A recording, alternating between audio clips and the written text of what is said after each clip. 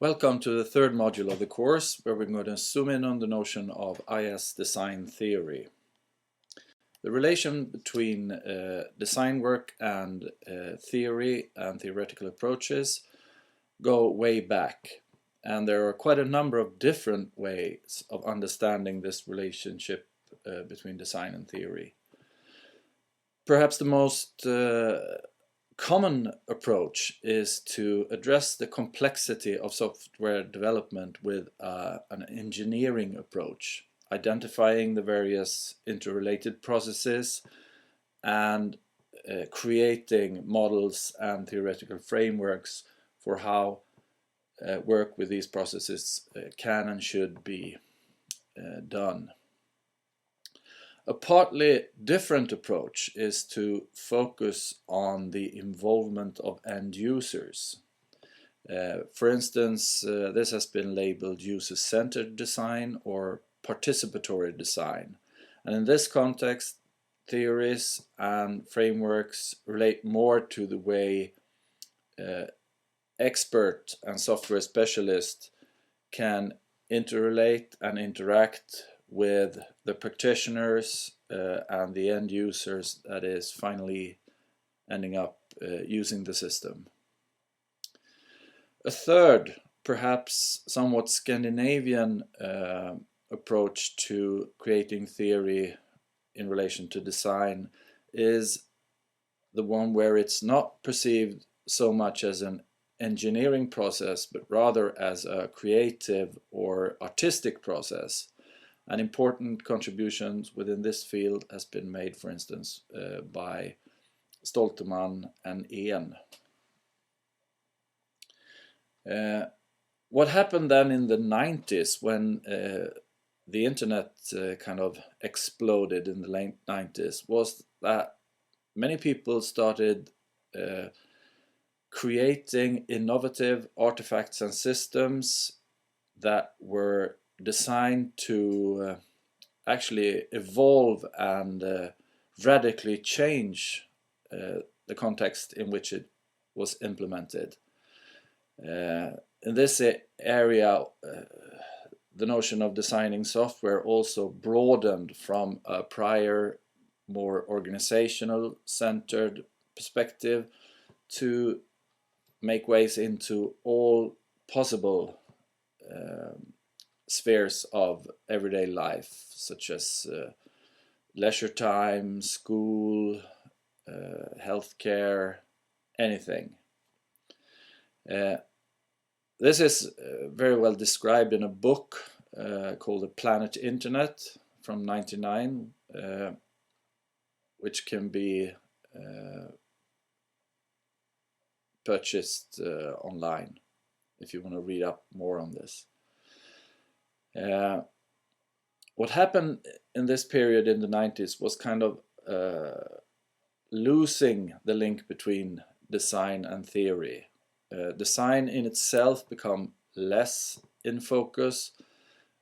How you assemble the artifacts, the innovative artifacts, was kind of secondary to the fact that what kind of reaction and processes and activities did they provoke once implemented in a context.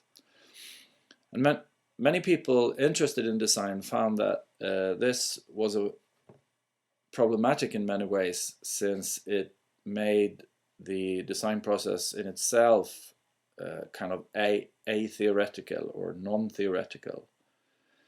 And so as a response to this, in and around the millennia shift, a number of different scholars coming from computer science, social sciences, so forth, kind of try to reclaim the theoretical status for design work, introducing papers on design science. Hevner, Varshnavy-Küchler, Gregor, Jones are all important pioneers in this aspect. If you want to read some more background on this, in addition to the texts we have published on the website, I suggest you look for a paper by Gregory and Jones called The Anatomy of Design Science. And in addition to these guys, the notion of IS design theory, and mark the difference, design science versus design theory, was introduced by Lynn Marcus and some of her colleagues in 2001. They were drawing on earlier work by Walls, but what they basically said was that if we want to provide theoretical support for design, it should be narrated and summarized and articulated in a specific form in a so-called design theory. And they argued that a specific class of problem requires a specific class of software that successfully addresses these problems. And looking back in history, they stated that we now know everything about how to build transaction processing information system, management information systems, decision support system, all important steps in kind of the evolution of organizational software. But here, around the shift of the millennium, they argued we have a new class of problem with a new class of system, which they called emergent knowledge processes. And in their paper, they outline the contours of a design theory for emergent knowledge processes.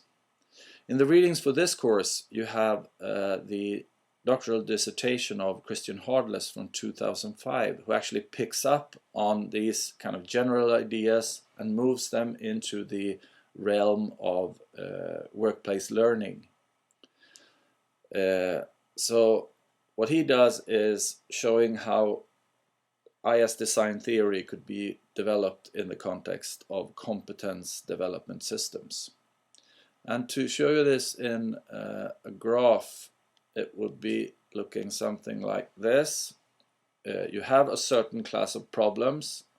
In the case of Hardless, it was all about competence development of project management or project managers.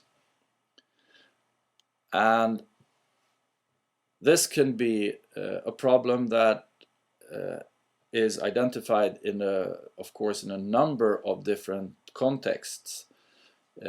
For Hardless, practice A was the Volvo company. Practice B was the Ericsson, which later became Sony Ericsson. And of course, the problem of needing to use IT support for educating project managers could be in many varying contexts and settings. And drawing on Marcus et al., he said then that, well, then we need an IS design theory. And an IS design theory in Marcus and Hardless thinking basically consists of, on the one hand, requirements that can be derived from theory and prior empirical work, and on the other hand, normative design principles on how the process of designing should be designed, and also design principles could apply to the product. And they went on with saying that it is important that the requirements from theory all are derived from one coherent kernel theory with a consistent perspective of the problem at hand. For Hardless, this theoretical background, since it was all about learning in a workplace context, was chosen to be socio-cultural perspectives on learning. And so there is a link from kernel theory to the requirements, and the requirements must then be translated into design principles. And based on this general IS design theory for instance, then competence development systems of project management training, various applications and systems could be successfully built. But Hardless also added another aspect to this. He said that the bridge, the gap between the IS design theory, which is fairly abstract, and the various concrete settings where systems has to be built can often be perceived as quite big. There's a big gap between the abstract theory and the concrete practice. So he suggested an intermediary. He suggested the notion of design concepts to be something that you can put in between IS design theory and a concrete problem. And this quote is from his dissertation. So, one given design theory could stimulate several separate design concepts, which in turn each design concept could be implemented in several practices, in several systems. And if you go on reading the Hardless text, you will find that he discusses 2 or even 3 design concepts implemented in several organizations. With this brief introduction to IS design theory, I hope you're prepared to read and digest the Hardless text and the Marcus paper. I will, however, present an additional video clip with where I show you some examples of how I, together with my group, has worked with creating design theories for workplace learning. So stay tuned for part 2.